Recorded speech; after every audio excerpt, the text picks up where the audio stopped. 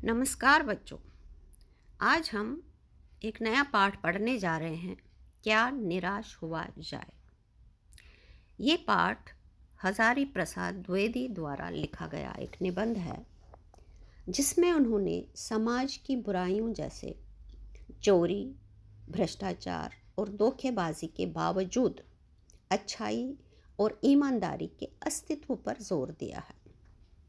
लेखक बताते हैं कि समाचार पत्रों में ऐसी खबरें पढ़कर निराशा हो सकती है, लेकिन हमें आशावादी बनने रहना चाहिए, क्योंकि आज भी कई लोग ईमानदार और मददगार हैं। पाठ में रेलवे टिकट बाबू और बस कंडक्टर के उदाहरण देकर ये बताया गया है कि आज भी ऐसे लोग हैं जो अकारण किसी की सहायता करते हैं और जिनमें मनुष्यता अभी बाकी है। चलिए अब पढ़ते हैं पाठ। मेरा मन कभी कभी बैठ जाता है। समाचार पत्रों में ठगी, डकैती, चोरी, तस्करी और भ्रष्टाचार के समाचार भरे रहते हैं। आरोप प्रत्यारोप का कुछ ऐसा वातावरण बन गया है कि लगता है देश में कोई ईमानदार आदमी ही नहीं रह गया है। हर व्यक्ति संदेह की दृष्टि से देखा जा रहा है। जो जितने ही ऊंचे पद पर है, उनमें उतने ही अधिक दोष दिखाए जाते हैं। इसमें लेखक ने ये समझाने का प्रयास किया है कि जब भी इंसान सुबह उठता है और समाचार पत्र पढ़ने बैठता है, तो उसमें वो ठगी, डकैती, चोरी आदि के समाचार पढ़कर परेशान हो जाता है और एक दूसरे को दोष लगाने बैठ जाते हैं। ऐसा लगता है कि देश में कोई ईमानदार व्यक्ति ही नहीं रह गया है और जो भी जितने ऊंचे पद पर है, उनमें उतने ही अधिक दोष दिखाए जाते हैं। एक बहुत बड़े आदमी ने मुझसे एक बार कहा था कि इस समय सुखी वही है जो कुछ नहीं करता। जो कुछ भी करेगा उसमें लोग दोष खोजने लगेंगे, उसके सारे गुण बुला दिए जाएंगे और दोषों को बड़ा चढ़ाकर दिखाया जाने लगेगा। दोष किस में नहीं होते। यही कारण है कि हर आदमी दोषी अधिक दिख रहा है, गुणी कम या बिल्कुल ही नहीं। इसमें लेखक ने समझाया है कि जो काम अच्छे से करता है, दोष उसी में खोजे जाते हैं, और जो कुछ भी नहीं करता है, आजकल के ज़माने में सुखी वही है। लेखक कहते हैं कि स्थिति अगर ऐसी है तो निश्चय ही चिंता का विषय है। क्या यही भारतवर्ष है जिसका सपना तिलक और गांधी ने देखा था? रविंद्रनाथ ठाकुर और मदन मोहन मालवीय का महान संस्कृति सभ्य भारतवर्ष किस अतीत के गहर में डूब गया? आर्य और द्रविड़, हिंदू और मुसलमान, यूरोपीय और भारतीय आदर्शों की मिलन भूमि, मानव महासमुद्र क्या सूख ही गया? मेरा मन कहता है ऐसा तो नहीं हो सकता। हमारे महान मनीषियों के सपनों का भारत है और हमेशा रहेगा। यहाँ पर लेखक ने आशावादी दृष्टिकोण दिखाया है कि हमारा जो भारत है वो हमेशा से महान मनीषियों के सपनों का भारत है और वो हमेशा रहेगा, क्योंकि हमारे यहाँ कुछ ऐसे लोग हैं जिनकी वजह से ये भारत टिका हो। ये सही है कि इन दिनों कुछ ऐसा माहौल बना है कि ईमानदारी से मेहनत करके जीविका चलाने वाले निरीह और भोले भाले श्रमजीवी पिस रहे हैं और झूठ तथा फरेब का रोजगार करने वाले फल फूल रहे हैं। ईमानदारी को मूर्खता का पर्याय समझा जाने लगा। सच्चाई केवल भीरू और बेबस लोगों के हिस्से पड़ी है। ऐसी स्थिति में जीवन के महान मूल्यों के बारे में लोगों की आस्था हिलने लगी है। यहाँ पर लेखक ने यह भी माना है कि हमारे भारत में जो ईमानदारी से काम करने वाले लोग हैं, गरीब जनता है, वो बेचारे बहुत मेहनत करते हैं, लेकिन फिर भी वो पिस रहे हैं, और जो झूठ बोलते हैं, फरेबी का रोज़गार करते हैं, वो फल फूल रहे हैं।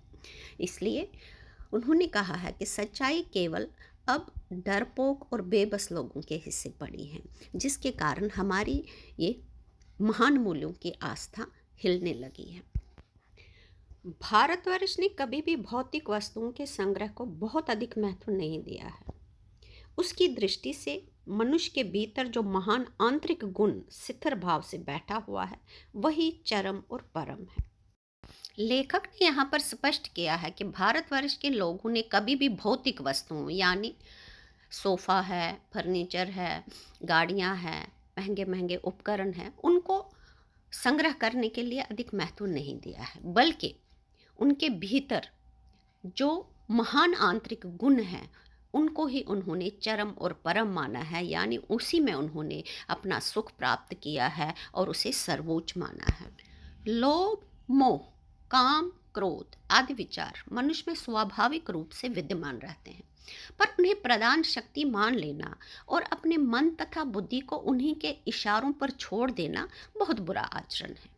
भारतवर्ष ने कभी भी उन्हें उचित नहीं माना, उन्हें सदा संयम के बंधन में बांधकर रखने का प्रयत्न किया है, परंतु भूख की उपेक्षा नहीं की जा सकती है, बीमार के लिए दवा की उपेक्षा नहीं की जा सकती, गुमराह को ठीक रास्ते पर ले जाने के उपायों की उपेक्षा नहीं की जा सकती है। यहाँ पर लेखक ने स्पष्ट किया है कि भारतीय लोग लोभ, मोह, काम, क्रोध में भी अपने आप को संयम में बांध कर रखने का प्रयत्न करते हैं। हुआ ये है कि इस देश के कोटि कोटि दरिद्र जनों की हीन अवस्था को दूर करने के लिए ऐसे अनेक कायदे कानून बनाए गए हैं जो कृषि, उद्योग, वाणिज्य, शिक्षा और स्वास्थ्य की स्थिति को अधिक उन्नत और सुचारू बनाने के लक्ष्य से प्रेरित है। परंतु जिन लोगों को इन कार्यों में लगना है उनका मन सब समय पवित्र नहीं होता है।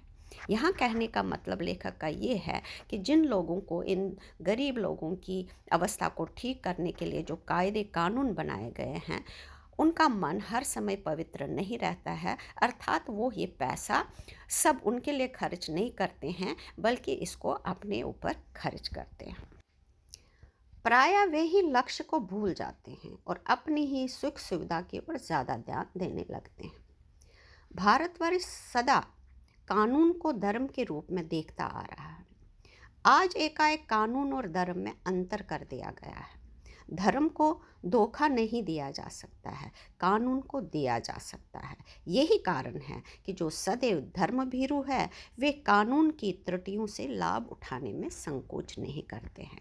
कहने का मतलब ये है कि जो लोग धर्म से डरते हैं, धर्म को धोखा नहीं देते हैं, वो कानून को ज़रूर धोखा दे सकते हैं, जिसकी वजह से हमारे भारत में ये हालात पैदा हो रहे हैं। इस बात के पर्याप्त प्रमाण खोजे जा सकते हैं कि समाज के ऊपरी वर्ग में चाहे जो भी होता रहा हो, भीतर भीतर भारतवर्ष अब भी यह अनुभव कर रहा है कि धर्म कानून से बड़ी चीज़ है। अब भी सेवा, ईमानदारी, सच्चाई और आध्यात्मिकता के मूल्य बने हुए हैं। वे दब अवश्य गए हैं लेकिन नष्ट नहीं हुए हैं। आज भी वो मनुष्य से प्रेम करता है, महिलाओं का सम्मान करता है, झूठ और चोरी को गलत समझता है, दूसरों को पीड़ा पहुंचाने को पाप समझता है। हर आदमी अपने व्यक्तिगत जीवन में इस बात का अनुभव करता है।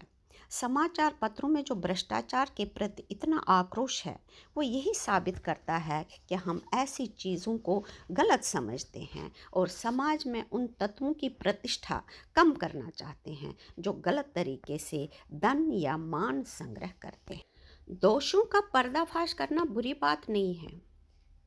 बुराई ये मालूम होती है कि किसी के आचरण के गलत पक्ष को उद्घाटित करके उसमें रस लिया जाता है और दोषोद्घाटन को एकमात्र कर्तव्य मान लिया जाता है। बुराई में रस लेना बुरी बात है, अच्छाई में उतना ही रस लेकर उजागर न करना और भी बुरी बात है।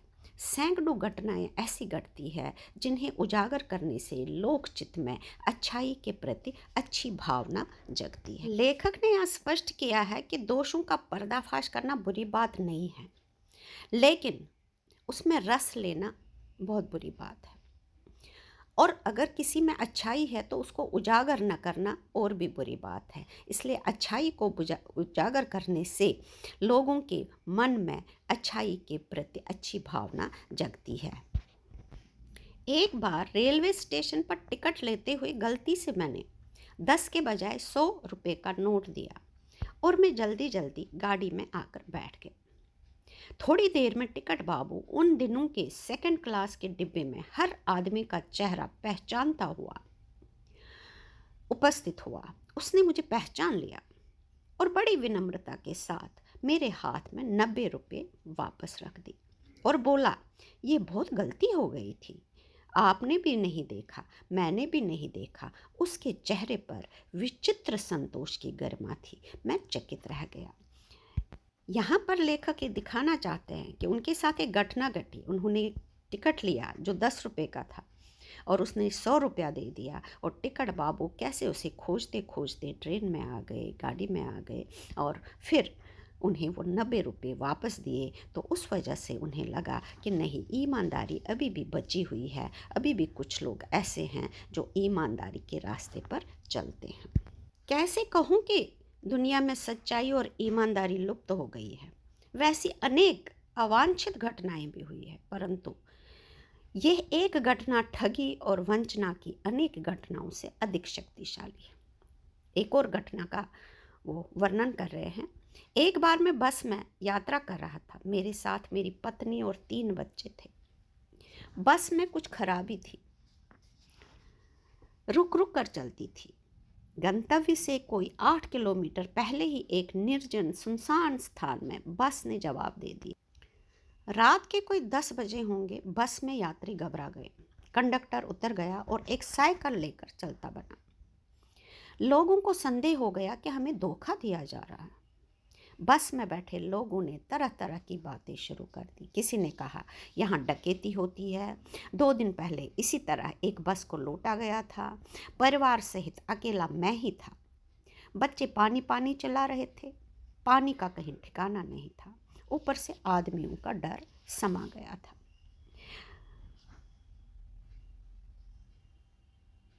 कुछ नौजवानों ने ड्राइवर को पकड़कर मारने पीटने का हिसाब बनाया। ड्राइवर के चेहरे पर हवाइयाँ उड़ने लगी। लोगों ने उसे पकड़ लिया। वह बड़े कातर ढंग से मेरी ओर देखने लगा और बोला, हम लोग बस का कोई उपाय कर रहे हैं, बचाइए, ये लोग मारेंगे। डर तो मेरे मन में भी था, पर उसकी कातर मुद्रा देखकर मैंने यात्रियों को समझाया कि मारना ठीक नहीं है। परंतु यात्री इतने घबरा गए कि मेरी बात सुनने को तैयार ही नहीं हुए। कहने लगे, इसकी बातों में मत आइए, धोखा दे रहा है। कंडक्टर को पहले ही डाकुओं के यहाँ भेज दिया है। मैं भी बहुत भयभीत था, पर ड्राइवर को किसी तरह मारपीट से मैंने बचा लिया। 1.5-2 घंटे बीत गए। मेरे बच्चे भोजन और पानी के लिए व्याकुल थे। मेरी और पत्नी की हालत बुरी थी।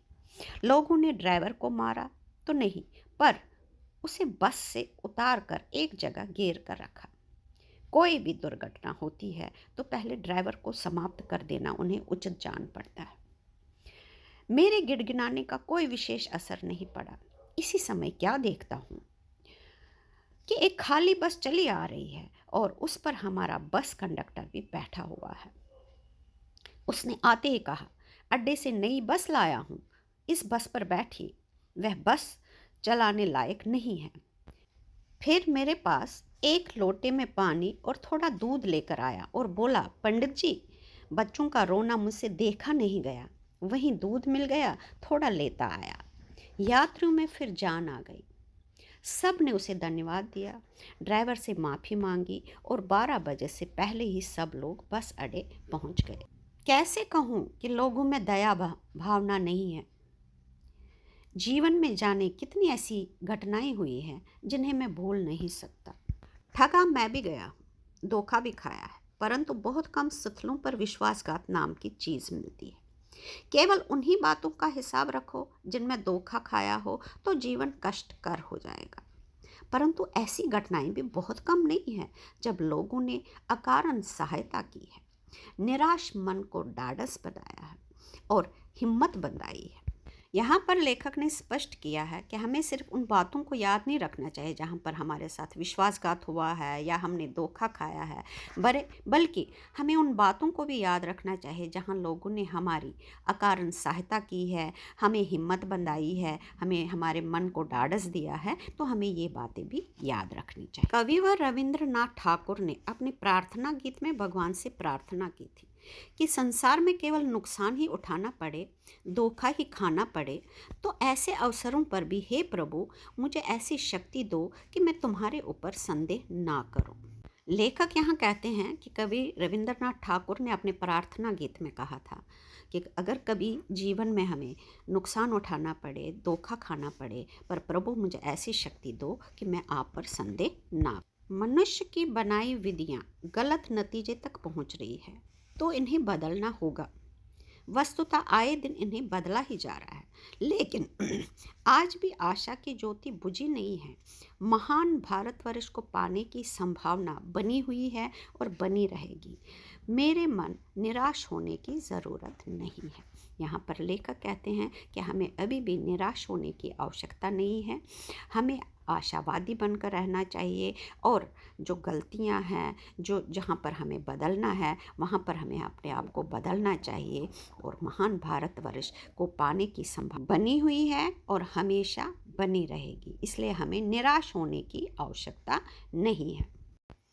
चलिए अब करते हैं प्रश्नोत्तर। लेखक का मन कभी कभी क्यों बैठ जाता है? समाचार पत्रों में ठगी, डकैती, चोरी, तस्करी और भ्रष्टाचार के समाचार भरे रहते हैं, जिसके कारण कुछ ऐसा वातावरण बन गया है कि लगता है जैसे देश में कोई ईमानदार आदमी ही नहीं रह गया। हर व्यक्ति को संदेह की दृष्टि से देखा जा रहा है। ये सब देखकर लेखक का मन बैठ जाता है।